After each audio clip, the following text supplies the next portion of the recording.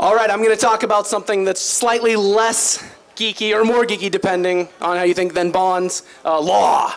One of the things that makes me so proud about being a lawyer is that law is everywhere. You walk into a restaurant, you're in a contract. You walk through public or private property, you release and waive liability. But law does big things too.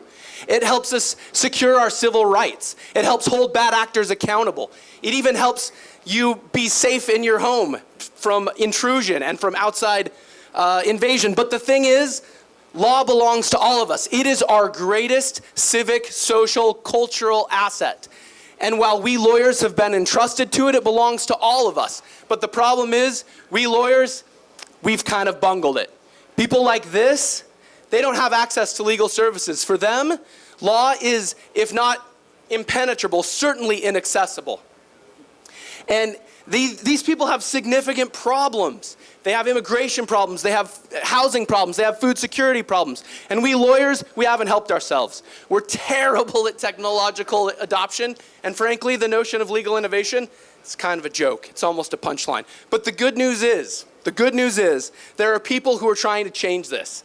Calling ourselves legal hackers, calling ourselves legal entrepreneurs and innovators. We are trying to change the way that legal services are delivered and that the law acts in all of our lives. And the thing is, as soon as that next slide comes up, we are trying to actually make law cool, believe it or not. But we have a problem. Most of us are legal professionals, and really we kind of only have one tool, and that's legal analysis. And as most of you know, if the only tool that you have is a hammer, then everything's a nail. And well, we've tried to apply our hammer to our own system, and it doesn't work that well. In fact, it doesn't work at all. So that's what I'm here for tonight. I want to reach out to all of you, South by Southwesters, igniters, social innovators, social entrepreneurs. Help us fix our law. Help us make legal services accessible. Help us figure out how we can deliver these services that are so badly needed to so many people. Let's talk specifics now. Coders. Let's turn legal code into machine-readable code. Let's put it online. Let's make it expandable. Let's make it commentable. Let's make it shareable. Let's expand the opportunities that people have to engage with it. Designers, we can use your help too. Let's put human beings back into law, and let's figure out how to deliver services to them in a way that's meaningful and accessible.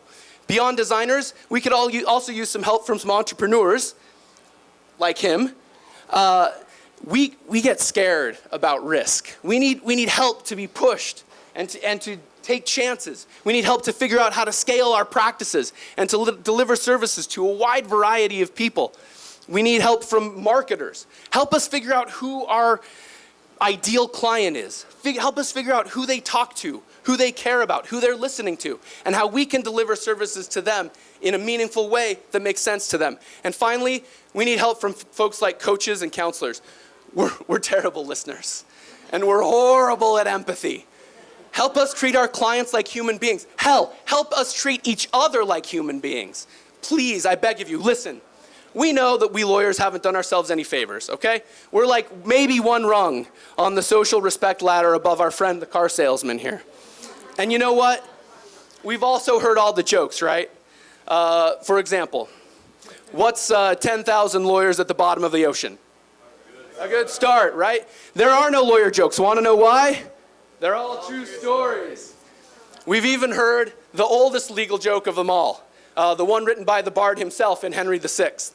First, we will kill all the lawyers. But it turns out, actually, there's a group of academics who are beginning to argue that Shakespeare really wasn't criticizing the lawyers. He might have even been suggesting that when we get rid of the lawyers, that's when chaos reigns. That's when we lose our touch with our society, with our common cause. So the fact is, we need your help, okay? We need help from all of you who care about this precious social and cultural treasure that we have. We need to figure out how to make it more meaningful for all of us. So I'm asking you, South by Southwesters, igniters, coders, developers, anyone who cares, let's figure out how to take this law back and make it our own. Thank you.